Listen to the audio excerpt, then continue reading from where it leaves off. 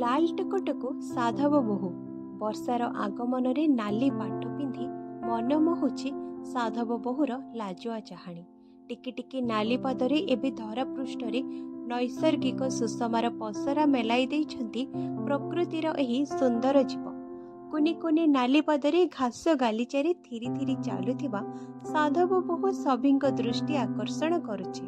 अनन्य सृष्टिर अपुरूप बिंधाणी एही साधव बोहू। हेले दुर्भाग्यवशतः एबेर प्रदूषित परिवेश रे एमानंक वंश लोप पाइबाकू बसिलाणी। आधुनिकतार चादर तले चापी होई जाइछि एही सुंदर जीव। पहिले आषाढ़र पहिले वर्षाधार माटी को छुईबा परे धरेणी राणी कोलरू जन्म निये साधव बोहू।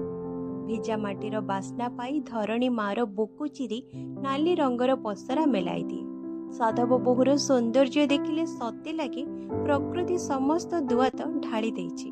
साधव बोहू स्थान पाइछि कविर कल्पना और गाल्पिकर भावना रे।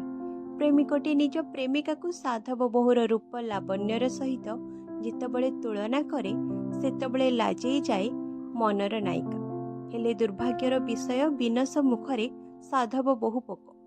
आगामी पीढ़ी बोधे एही सुंदर जीव इतिहास पलटि जीव। विभिन्न प्रकार रासायनिक द्रव्य व्यवहार फल तथा अस्वाभाविक परिवेश प्रदूषण पाई ध्वंस मुख को ठेली होई जाउछि एमानक वंश। बेलरू सचेतन नहेले भगवान सुंदर सृष्टिर एही सुंदर साधव बोहू को आउ देखिबाकू मिलेबनी।